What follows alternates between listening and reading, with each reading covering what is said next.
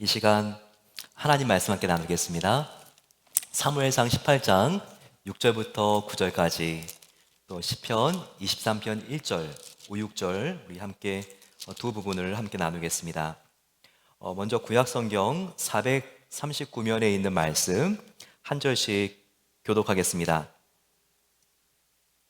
무리가 돌아올 때, 곧 다윗이 블레셋 사람을 죽이고 돌아올 때, 여인들이 이스라엘 모든 성읍에서 나와서 노래하며 춤추며 소고와 경새를 가지고 왕 사울을 환영하는데, 여인들이 뛰놀며 노래하여 이르되, 사울이 죽인 자는 천천히요 다윗은 만만이로다 한지라. 사울이 그 말에 불쾌하여 심히 노하여 이르되, 다윗에게는 만만을 돌리고 내게는 천천만 돌리니 그가 더 얻을 것이 나라 말고 무엇이냐 하고, 그날 후에 사울이 다윗을 주목하였더라. 아멘.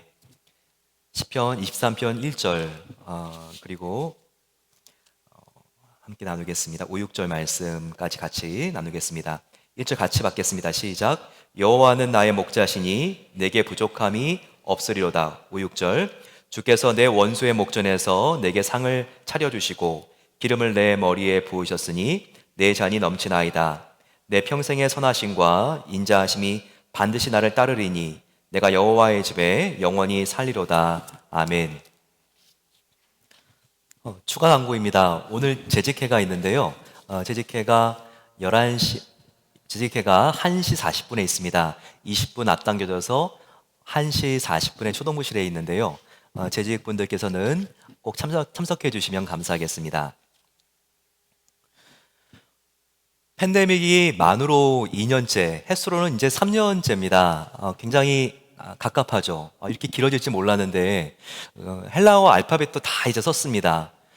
변이 나올 때마다 알파, 베타, 감마, 정말 이렇게 다 쓰고 나니까 오미크론까지 마지막 알파벳까지 썼기 때문에 이제 더 이상 붙일 것도 없습니다. 이제 변이가 나오면 이런 알파벳이 아니라 숫자를 붙인다고 하는데요. 정말 참 이렇게 길어지니까 마음이 많이 힘들고 어렵죠. 오미크론 바이러스는 또 전파 속도도 굉장히 빠르지 않습니까? 그래서 보면 주위에 참 많은 분들이 이렇게 오미크론 바이러스로 힘들어하는 모습들을 보게 됩니다. 그래도 참 감사하고 다행스러운 것은 그 중증도가 굉장히 낮기 때문에 걸린 분들 우리가 좀 물어보더라도 감기 정도로 지나가는 것 같습니다. 다 공통적인 그런 표현들인 것 같습니다. 그런데 이렇게 오미크론 때문에 힘들지만 또 희망적인 뉴스들도 계속해서 나오고 있죠. 왜냐하면 사람들이 이제는 백신도 많이 맞았고 또 오미크론에도 많이 걸렸기 때문에 자연 항체가 많이 생겨서 이제는 3월 달 정도 되면 유럽 같은 경우에는 이런 모든 봉쇄를 푸는 그런 나라들이 이제 많이 생긴다는 그런 뉴스들입니다. 특별히 영국의 보리스 존슨 총리는요, 이제 3월 달부터 더 이상 이 영국에는 격리가 없습니다. 코로나에 걸렸어도 이제 집에서 격리를 하지 않아도 됩니다. 그리고 나갔을 때도 마스크를 쓰지 않아도 됩니다. 이렇게 선포를 했습니다. 또 WHO 세계보건기구 유럽지구의 소장인 한스 클루즈 박사도요, 지금 힘들고 어렵지만 지금 분명히 이 코로나 이 상황은 종식을 향해서 가는 것이 틀림없습니다. 이렇게 보도하고 있습니다. 그래서 이게 많이 확산되더라도 이제 중증도가 굉장히 낮아졌고 이제 모든 사람들이 이제는 항체를 대부분 다 코로나에 걸리든지 아니면 백신을 맞아서 이제는 보유하고 있기 때문에 이제 이 코로나가 관리가 되는 수준으로 이제 들어왔다는 그런 정보입니다. 정말 지금이 제일 힘든 것 같아요. 왜냐하면 긴장과 기대가 함께 공존하는 혼란의 시기이기 때문입니다. 하지만 우리가 지금 1월 말인데 2월을 잘 넘기게 되면 이제 조금만 견디면 하나님께서 곧 선한 길을 예비해 주시고 또 우리가 훨씬 더 자연스러운 상태에서 마음껏 하나님께 예배할 수 있는 시기가 곧 올 것입니다. 지금 우리는 영적인 백신 시리즈를 다루고 있습니다. 우리가 육체의 백신보다 더 중요한 것은 영적인 우리가 백신이다. 또 더 위험한 것은 이런 코로나 바이러스보다도 우리 영혼을 공격하는 그런 영적인 문제들이 더 강력한 적일 수 있다는 관점을 가지고 함께 살펴보고 있죠.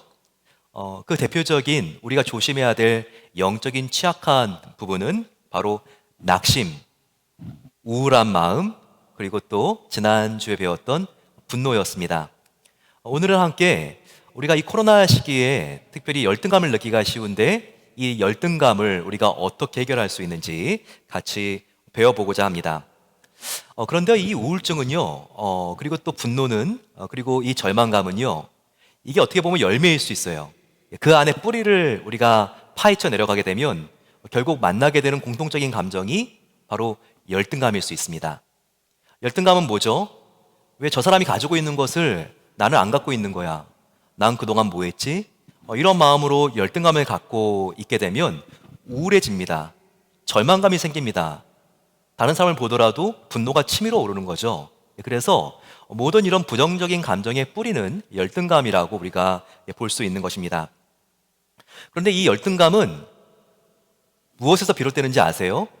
바로 비교의식입니다. 이 비교의식을 우리가 잘 관리할 수 있어야 됩니다. 우리가 어떤 비교의식을 갖느냐에 따라서 긍정적인 의미의 열등감이 생길 수도 있고 또 부정적인 의미의 열등감이 생길 수도 있습니다. 긍정적인 것은요, 우리가 이런 열등감을 통해서 다른 사람과 선의의 경쟁을 하게 되면서 자기 발전의 기회로 삼는 것일 수 있어요.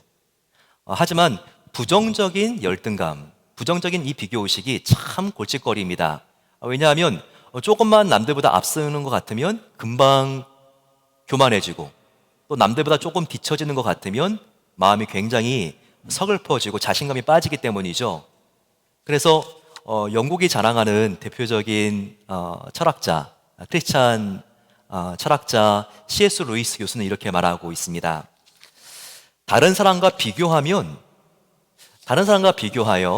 나으면 우월감에 빠지고 반대로 다른 사람과 비교하여 못하면 열등감을 갖게 하는 비교의식은 마귀가 가장 좋아하는 도구다라고 말하고 있습니다. 루이스 교수의 주장처럼 잘못된 비교의식은요, 금방 우리를 우월감에 교만함에 빠지게 합니다. 반대로 다른 사람과 조금 내가 못한 것 같으면 바로 이런 비교의식이 열등감 컴플렉스로 작용을 하게 되는 것이죠. 그래서 우리가 능히 할 수 있는데 우리가 그 일을 시작도 못하게 만드는 것입니다. 한번 이 열등감 생각해 보세요. 얼마나 우리의 인생을 피폐하게 만듭니까? 인생뿐만 아니라 인류를 얼마나 이 열등감이 힘들게 했습니까? 우리가 인간이 어떻게 처음에 죄를 짓게 됐는지를 찾아보면 됩니다. 창세기 3장을 열게 되면요, 인간의 타락장이 나오죠. 그때 사탄이 최초의 인류인 아담과 하와를 어떻게 범죄에 빠뜨리는 줄 압니까? 그 열등감을 자극을 하죠. 하와에게 와서 이렇게 말합니다. 과연 하나님이 이 동산에 있는 모든 실과를 먹지 말라고 했느냐? 아니야, 먹을 수 있어. 하나님께서 하나님 같이 너희가 못되게 하기 위해서 그 실과를 먹지 말라고 한 거야. 이렇게 유혹을 하죠. 바로 인간들에게 자신들이 하나님과 같지 않다는 비교의식을 쏙 심어줌으로써 이 열등감을 가지고 죄에 빠뜨리는 도구로 이용하는 것을 알 수 있습니다. 사실 인간은요, 창조주이신 하나님 안에, 그분의 질서 안에 있을 때 가장 행복합니다. 그런데 이 비교의식은요, 오히려 하나님께 감사해야 될 것을 원망과 불평으로 바꿔놓게 되는 것이죠. 그리고 우리의 인생을, 우리의 인류를 이렇게 비참하게 만드는 것입니다. 이런 비교의식과 열등감은요, 거의 모든 사람이 갖고 있다고 생각하면 됩니다.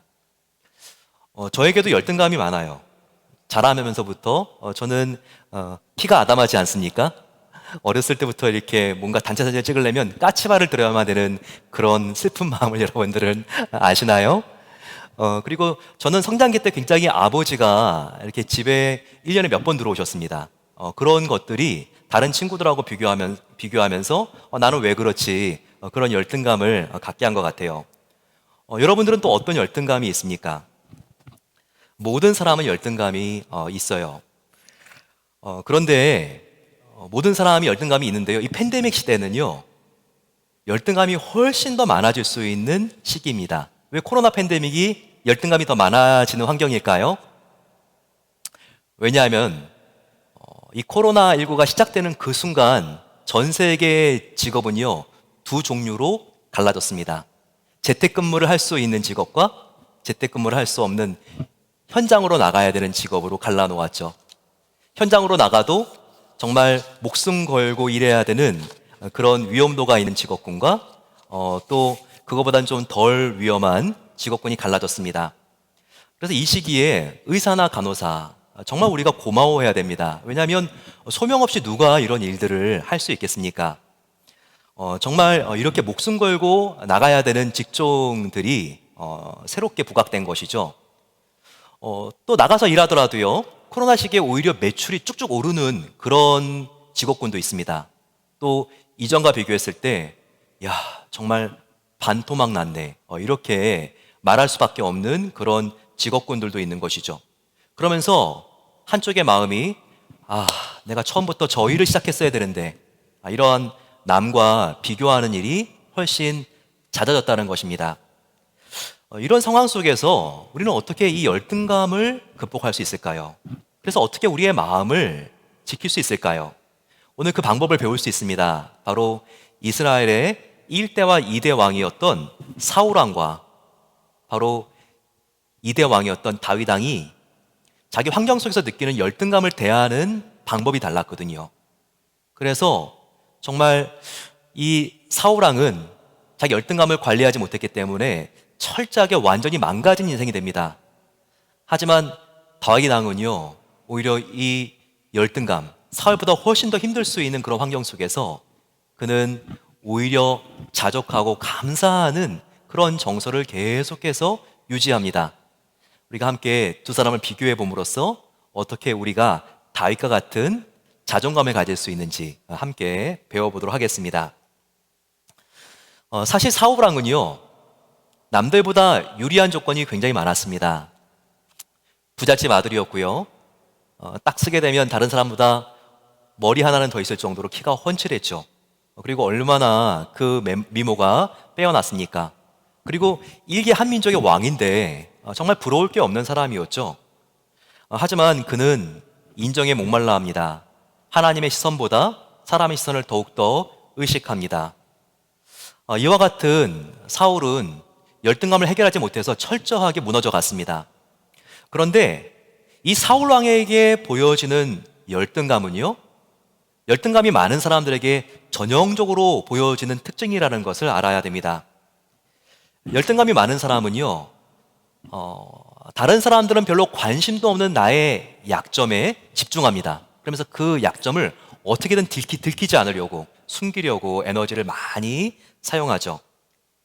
자기의 키, 외모, 재산, 그리고 내가 어떤 학교 나왔는지, 나의 부모가 어떤 분인지, 나의 자녀가 얼마나 잘 됐는지는요, 사실 사람들은 별로 관심이 없어요.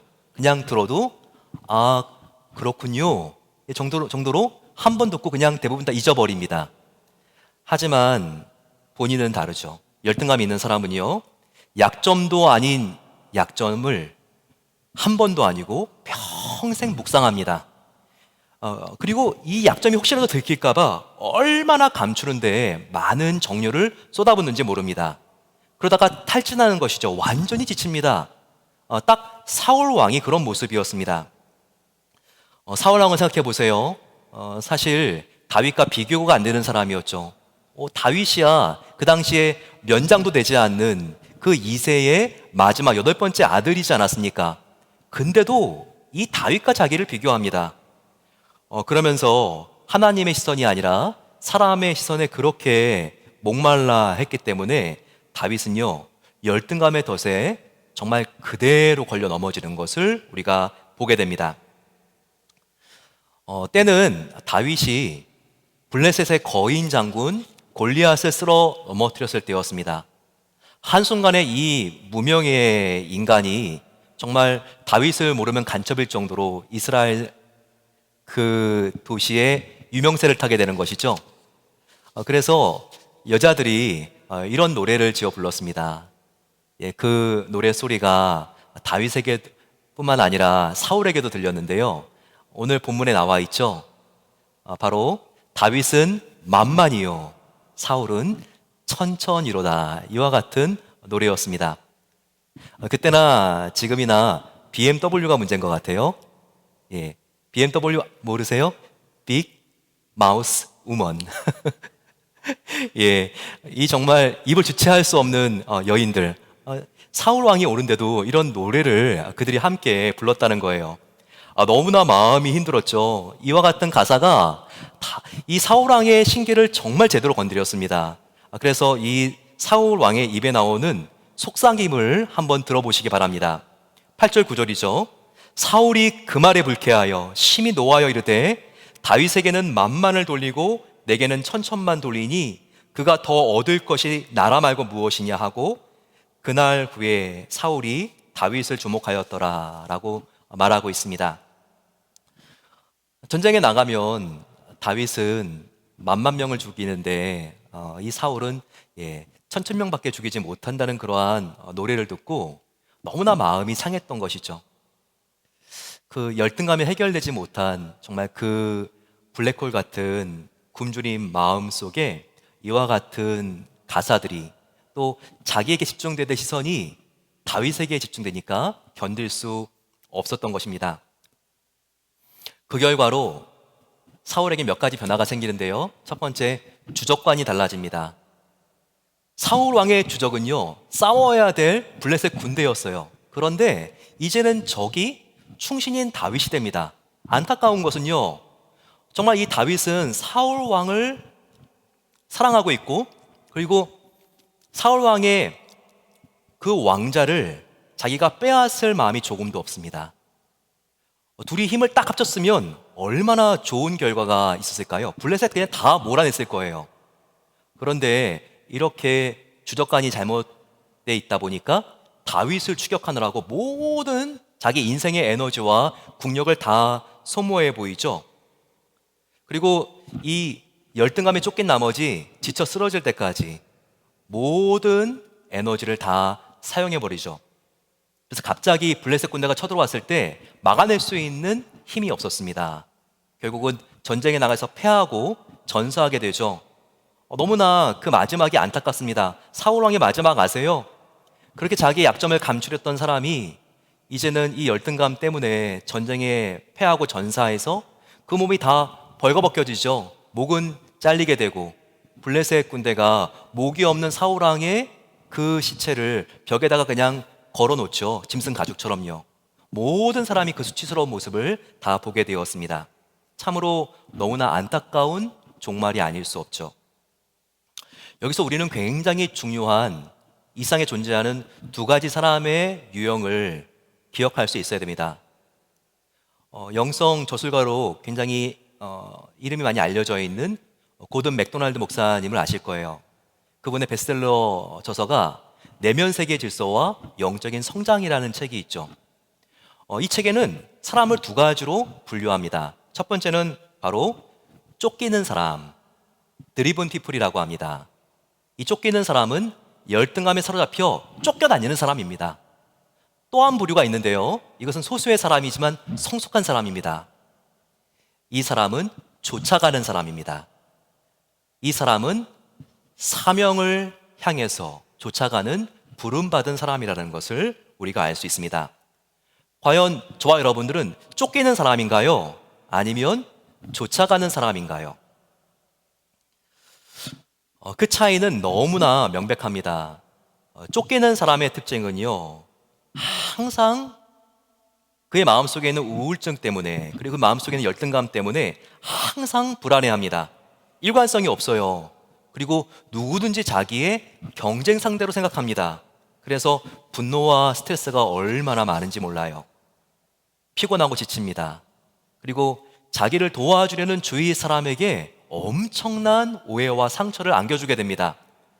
결국 자기도 죽고 상대방도 죽이는 것이 바로 이 열등감이라는 것을 우리가 알아야 합니다. 하지만 쫓아가는 사람은 다르죠. 부르심을 따라가는 사람은 정반대입니다. 그는요, 열심히 살지만 그가 부르심에 따라서 살아가는 것이지 열등감이 쫓겨서 열심히 사는 게 아니에요.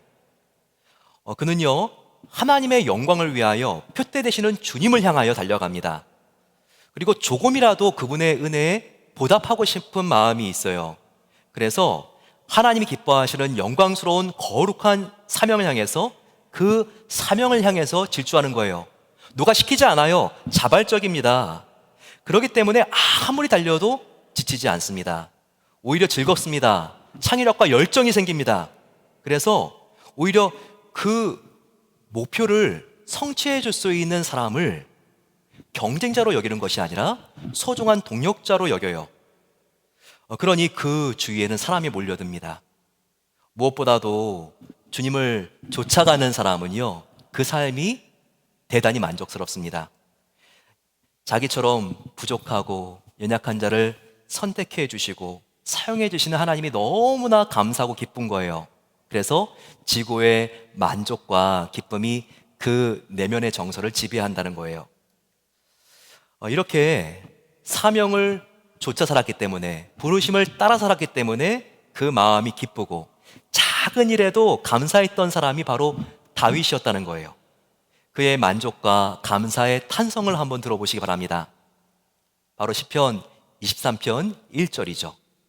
여호와는 나의 목자시니 내게 부족함이 없으리로다. 내 잔이 넘치나이다. 내 평생에 선하심과 인자하심이 반드시 나를 따르리니 내가 여호와의 집에 영원히 살리로다.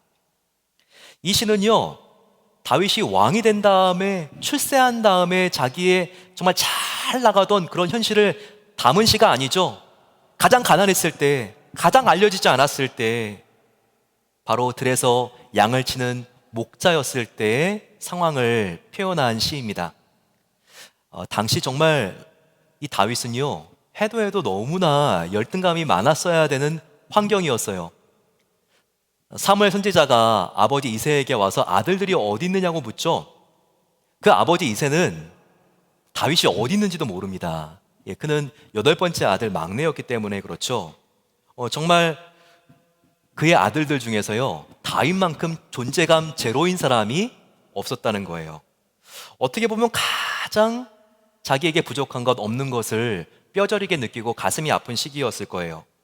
그래서 원망과 열등감도 인생에서 가장 많았을 시기였을 거예요.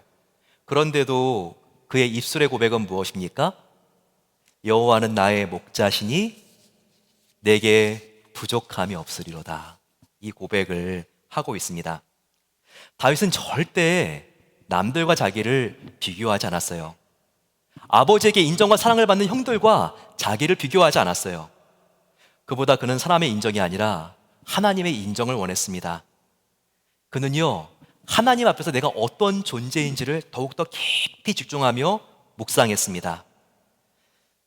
선한 목자이신 하나님은요, 어린 양 같은 자기 자신을 너무나 사랑하시는 목자였습니다.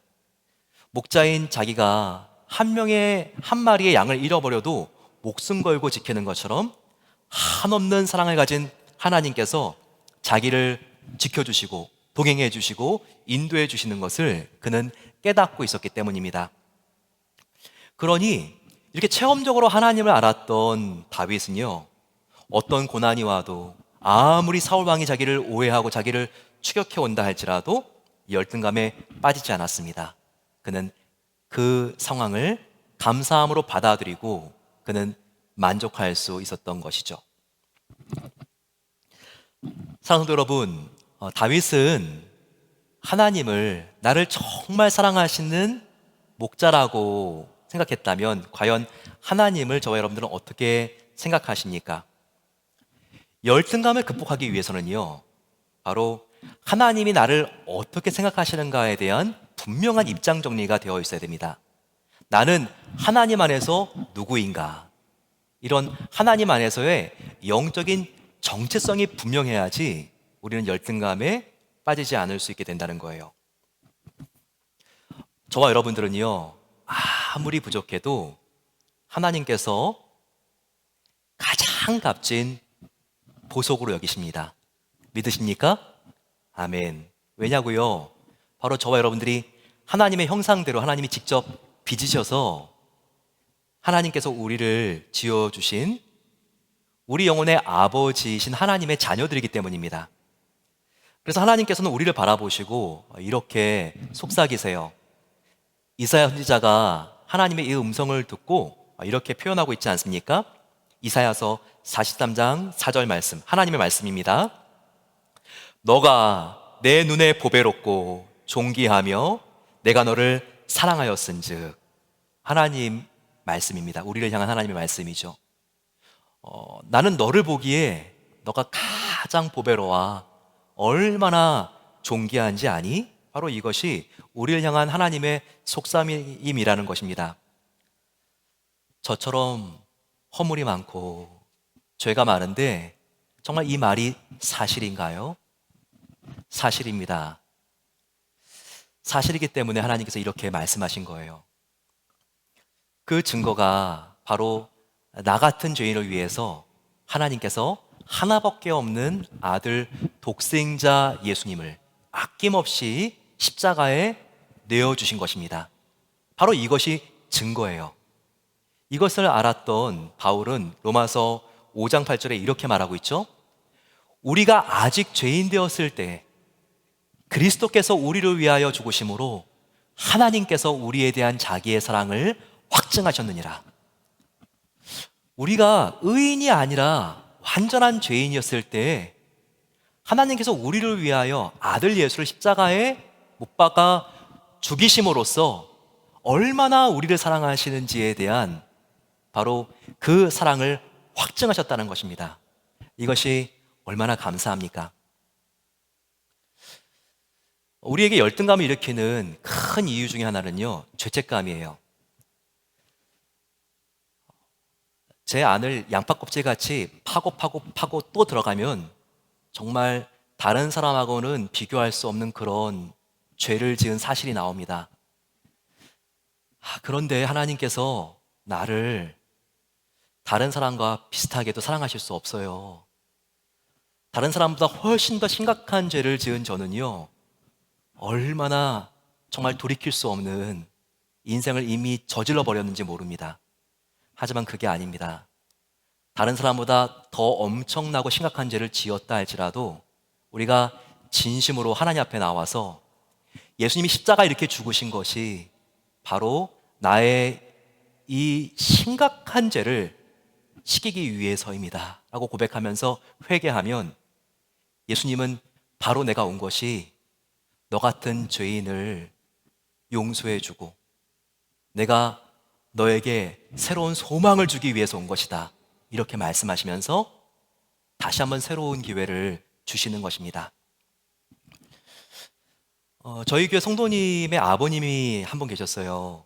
나이가 96세, 벌써 한 6년 정도 된 것 같아요. 세인트 빈센트 병원에서 임종하고 있을 그런 순간에 가가지고 마지막에 임종 예배를 드렸던 기억이 나요. 저희 교회도 몇 번 오셨습니다. 제가 다시 한번 마지막으로 구원의 확신을 점검하기 위해서 하나님께서 모든 죄를 다 용서해 주신 것을 믿으시지요? 이렇게 물어봤어요. 그랬더니 숨이 막 거의 이제 헐떡거리면서 이제 정말 소천을 받으시기 직전인데, 목사님, 솔직히 자신이 없습니다, 이러시는 거예요. 제가 들어봤더니 이분이 한국전쟁 6.25 때 중대장이었어요. 그런데 숨을 헐떡이면서 얘기하시는데 자기가 그 6.25 전쟁 때 사람을 많이 죽였다는 거예요. 저는 정말 죽이기를 원하지 않았습니다. 그런데 상부의 명령이 다 죽이라고 하니까 저는 중대장으로서 죽이지 않을 수가 없었어요. 목사님, 사람을 죽인 사람이 용서받을 수 있을까요? 그때 제가 그분의 손을 꼭 끌어안고 우리가 어떤 죄를 저질렀다 할지라도 바로 예수님께서 십자가에 죽으신 것이 나의 죄 때문에 우리를 용서하기 위해서 죽으신 것이라는 것을 우리가 믿는다면 하나님은 우리 집사님의 모든 죄도 용서해 주실 수 있습니다. 이것을 꼭 붙드셔야 됩니다. 그렇게 말씀을 전하고 같이 영적 기도를 했던 그 기억이 지금도 생생합니다. 여러분, 그래요.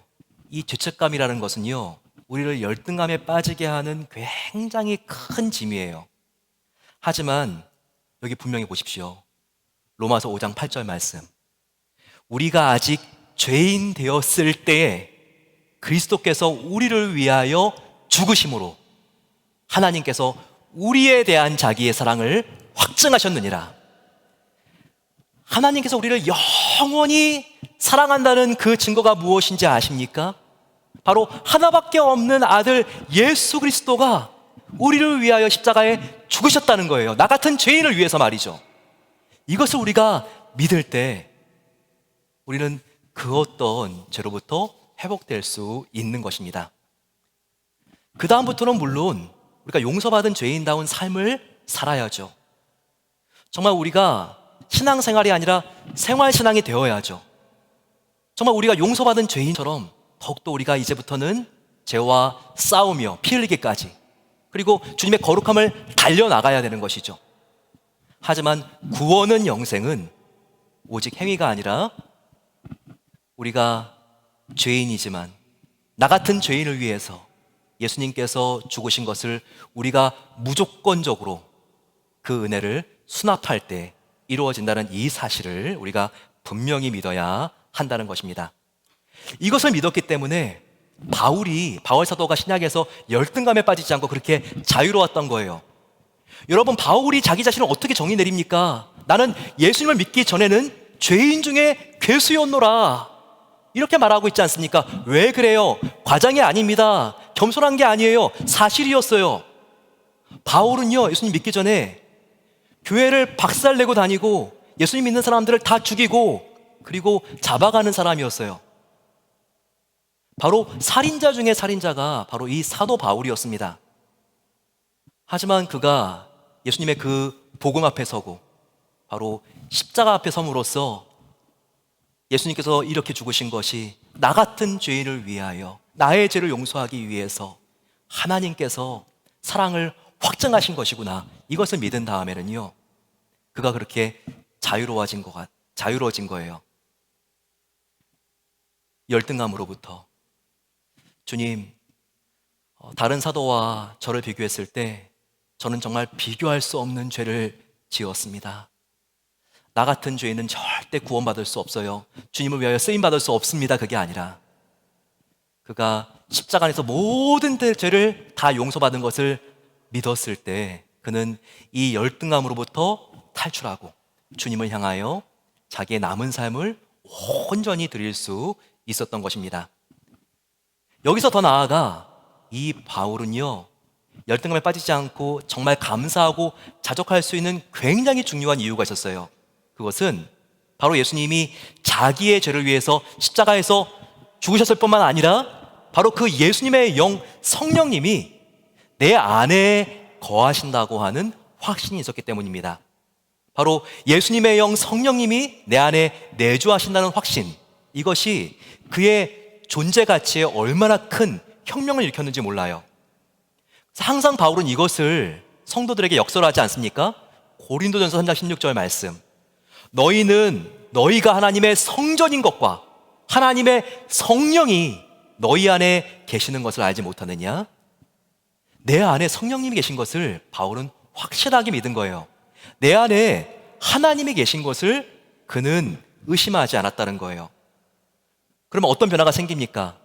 나는 깨져요. 나는 무너져요. 오늘도 실수하고 넘어져요. 하지만 내 안에 있는 분이 같이 있는 분이기 때문에 나는 무가치하지 않다는 것입니다.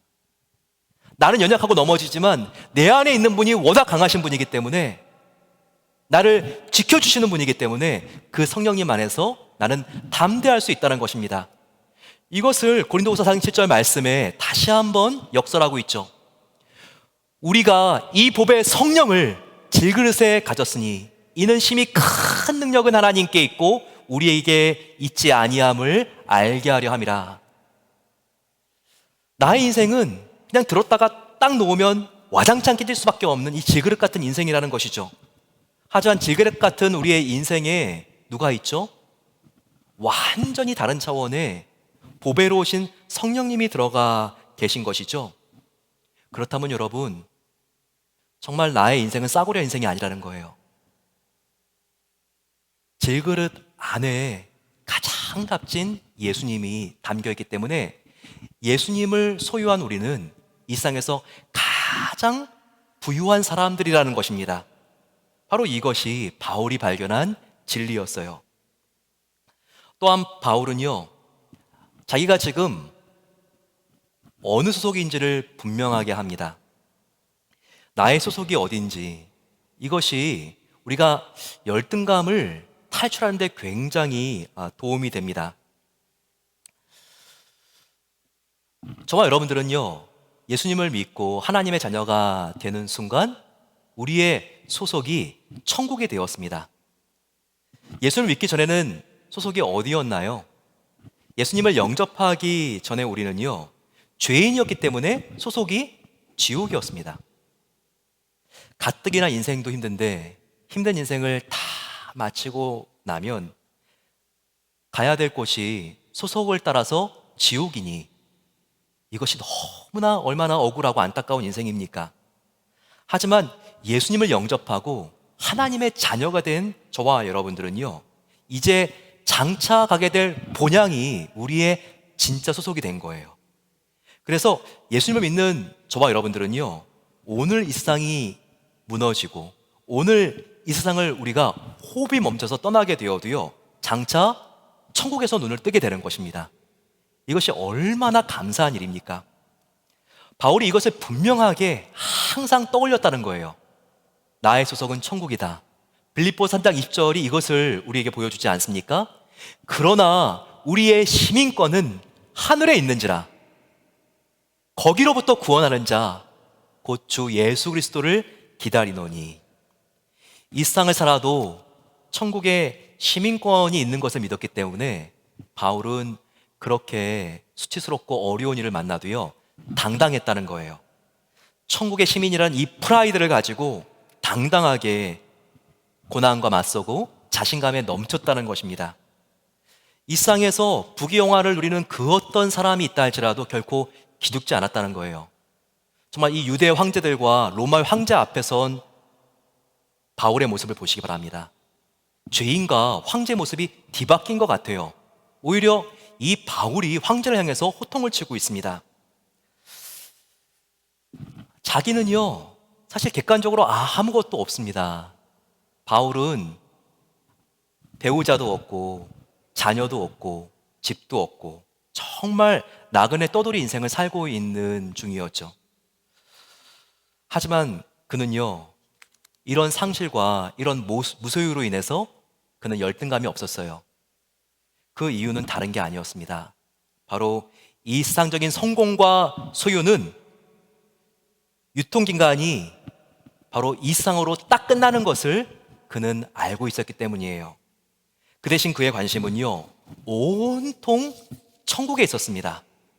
이제 곧 천국에서 뵙게 될 나의 예수 그리스도, 또한 그분이 나에게 주실 영광스러운 면류관과 영원한 상급을 그는 집중했기 때문에 어려운 일이 생겨도, 수치스러운 일이 발생해도 그는 열등감에 빠지는 것이 아니라 그렇게 감사할 수 있었던 것입니다. 이렇게 사도 바울은요, 아주 특별한 관점이 있었습니다.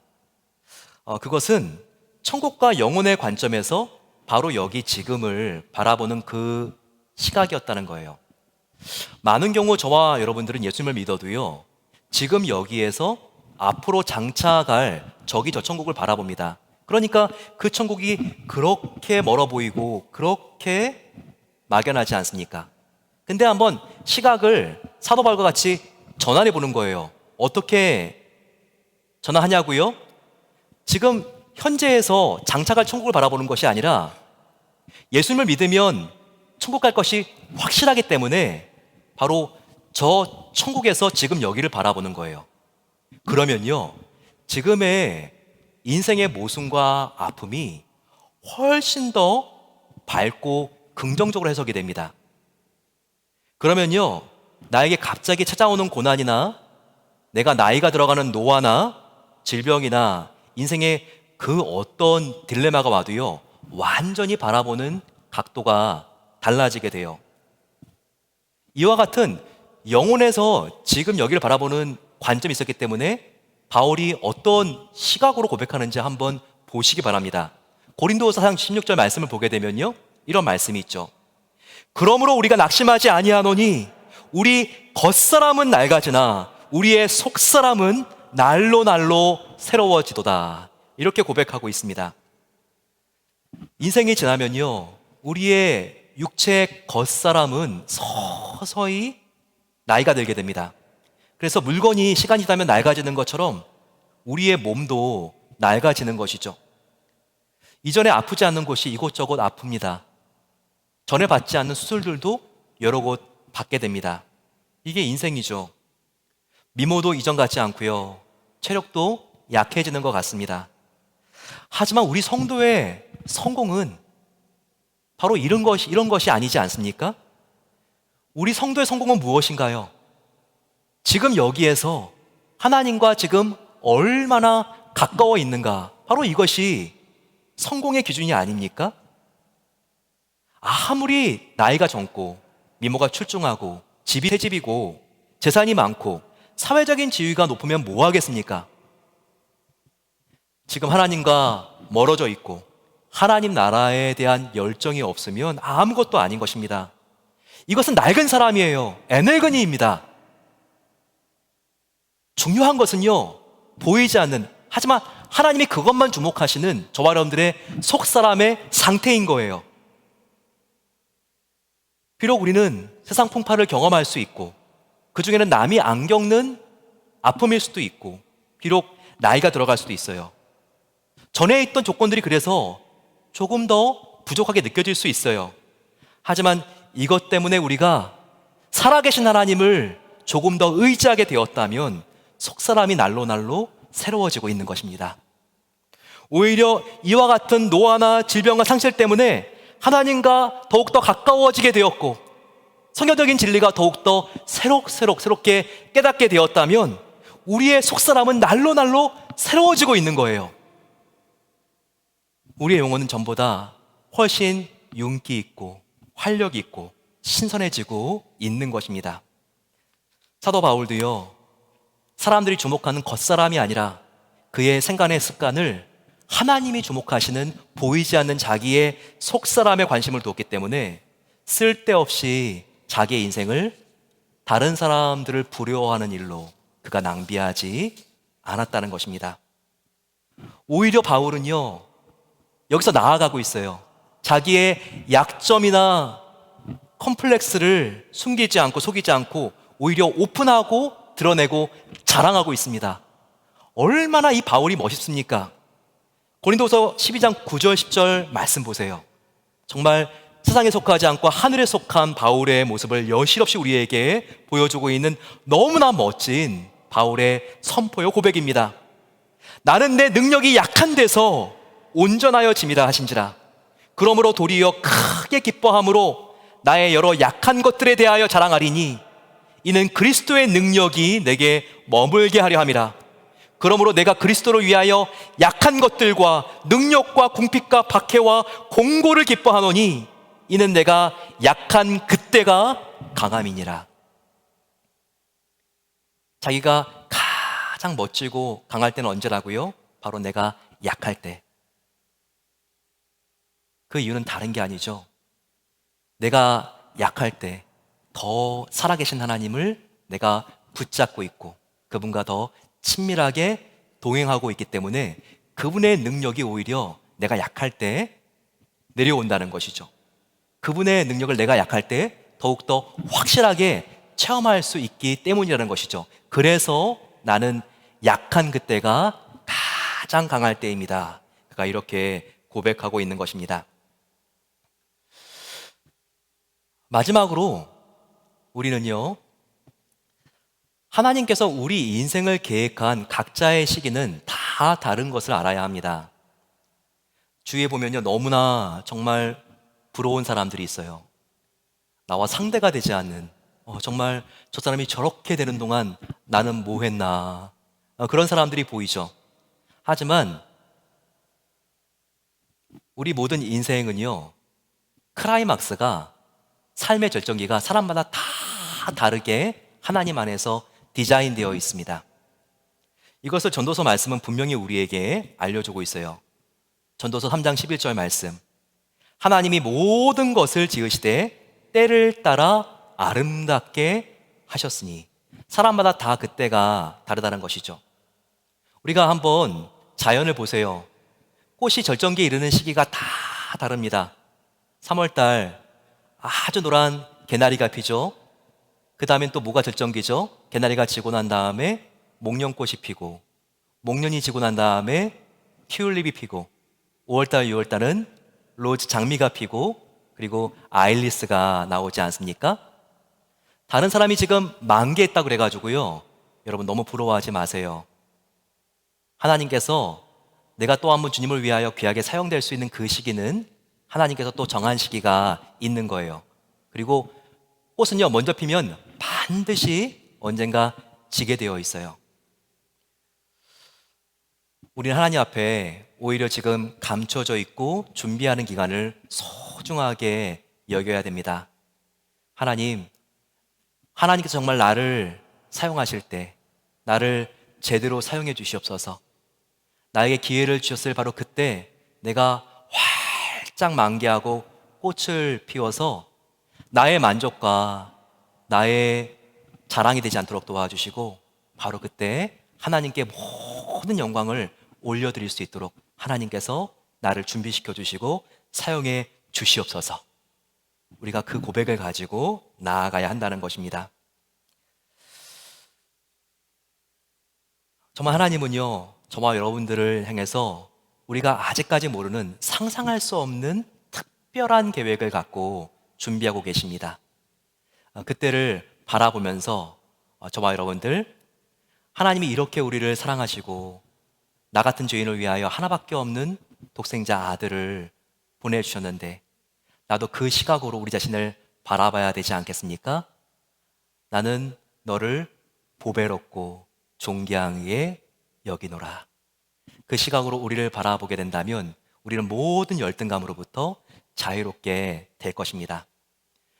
특별히 우리의 마음속에 주 예수보다도 귀한 것은 없네, 딱 그 상태가 되면요, 우리가 열등감으로부터 자유롭게 됩니다. 나의 마음은 예수님밖에 없습니다. 이 고백을 우리가 가질 때 우리는 모든 비교의식에서 자유로워질 수 있습니다.